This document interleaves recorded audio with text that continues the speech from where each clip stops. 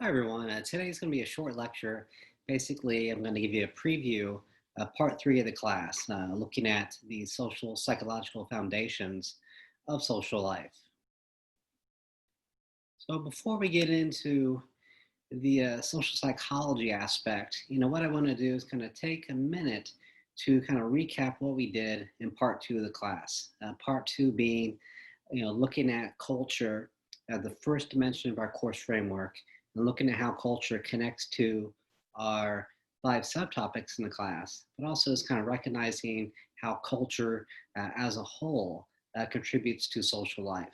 So basically, we can say, the big takeaway is culture helps create the social world. It helps create social life by providing people the rules of the game.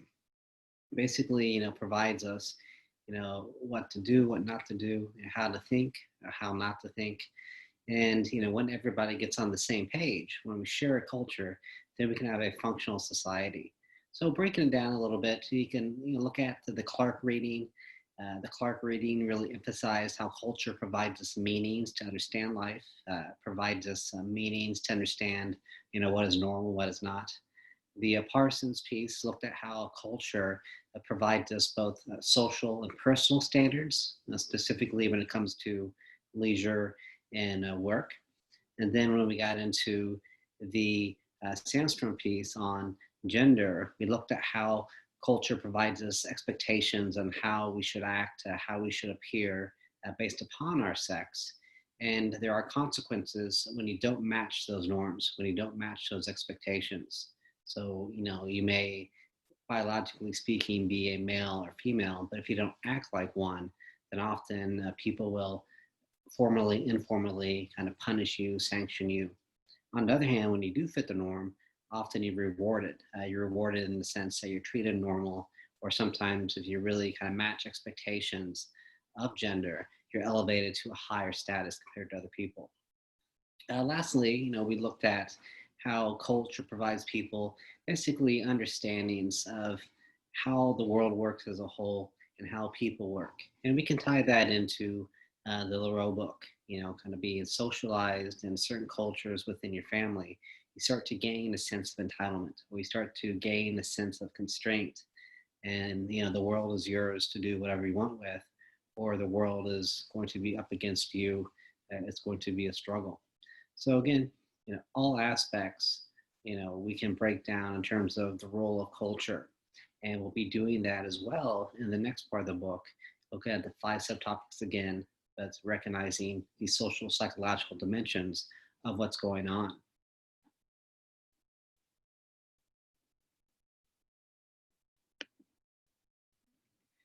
So here we can get into our class framework. Basically, looking at how culture ties into the next part.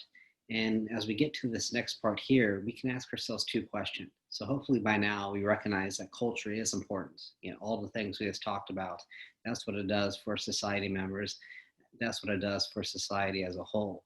So if culture is so significant for social life, we can ask a couple questions. First, how does culture come to shape the social world? So we need to recognize that culture is external to people. So by external, you can think about culture exists before you're born and it will continue to exist after you die. So culture is outside of us. So how does culture, that's an external force outside of people, come to shape the social world? That's one question. A second question we can ask ourselves in the third part of the class is how can you explain differences among people? How can you explain individual differences? How can you explain group differences? So even though, yes, we are socialized in a shared culture, how can we explain the differences that do exist when it comes to differences among, groups, places, and people in general? So getting back to both of these questions, we'll be focusing on the next part of the class. We'll be focusing on the dimension of social psychology. So we'll come back to those two questions here in a minute. But basically, when looking at the connection between culture and social psychology, what we'll be doing is looking at how people are exposed and re-exposed to culture.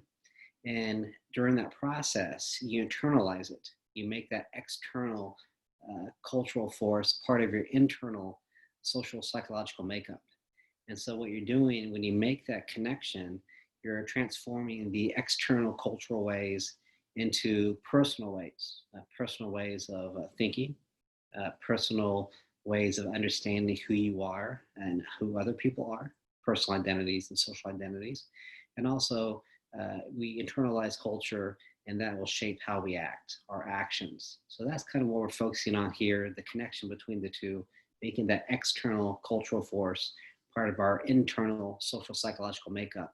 And in doing so, culture will manifest itself in how we think, uh, in our identities, and how we act as a whole.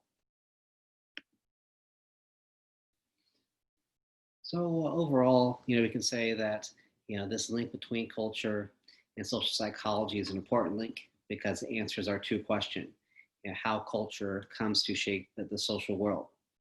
It comes to shape the social world only when it becomes part of your mind. So as long as you don't know culture, then it's not going to influence kind of what you do or what you don't do. So let me go back a couple slides.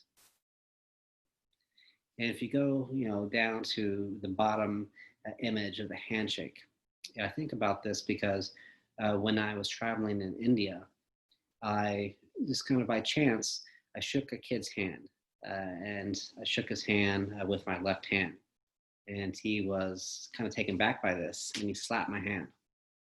So I didn't really know what was going on, and I remember getting back on the bus, and one of our tour guides was there. I kind of told him about the incident. Oh, I went to shake the kid's hand, and then he slapped my hand away. And the tour guide, before I even was finished telling the story, he kind of knew what happened. He's like, "Did you try to shake his hand with your left hand?" And I was like, "Yeah, actually, I did. I had a bottle of water in my right hand, had a bag over my shoulder, so I kind of did.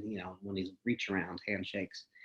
And he said, "In our culture, that's very insulting to try to shake somebody's hand with your left hand." So I didn't know that. I didn't know that kind of rule. So as long as that culture was only part of the external world outside of me, it didn't impact me what I did. It was not influential. But as soon as I learned it, as soon as I kind of made that kind of cultural role part of my internal psychological makeup, then it did influence what I did and didn't do. I made sure not to try to shake somebody's hand again with my left hand. So when you make that connection between culture and your social psychology, then culture becomes a true social force because it will truly influence you in terms of, again, how you think, how you see yourself and other people, and how you act as a whole. And then that second question, how can we explain individual differences? If you're socialized in the same culture, shouldn't we be more or less the same? And so on the one hand, compared to other countries where people are socialized in other cultures, yes, we are more or less the same. Just like other countries, there are differences among the country people, but more or less, they're the same compared to a different country. But there are individual differences there. And so we can start to see how we have that free will that we talked about earlier in the semester. You can start to see how we have that human agency when we can take on kind of a social role that's kind of planned out for us by our culture, but we can put our own little spin on it. We can put our own little fashions on the roles that we play. So, in other words, every role that we enter, there's a cultural script attached to it, and we really don't get to make up the script. So when you're a student, you don't get to make up, what a student does or doesn't do. There's a script that comes with that. When you're a teacher, when you're a parent, they all come with scripts, and the scripts are already kind of pre-made. But you can play the script differently according to who you are as an individual. You can practice your agency, you can practice your free will to put your own little spin, your own little fashion on the performance of the script. So we can start to see that in this part of the class as well.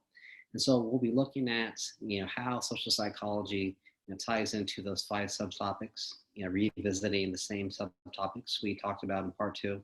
But also we will be looking at that connection between social psychology and culture. And so kind of little picture, how social psych ties into the subtopics, and big picture, the link between culture and social psychology as a whole. So I'll leave that there. That's all I wanted to do for today's class. It's a preview into part 3, kind of getting into the social psychological dimensions of social life, but we're not going to be ignoring the cultural part. We'll be kind of moving forward by looking at how they both work together, but with a little bit more of an emphasis on social psychology.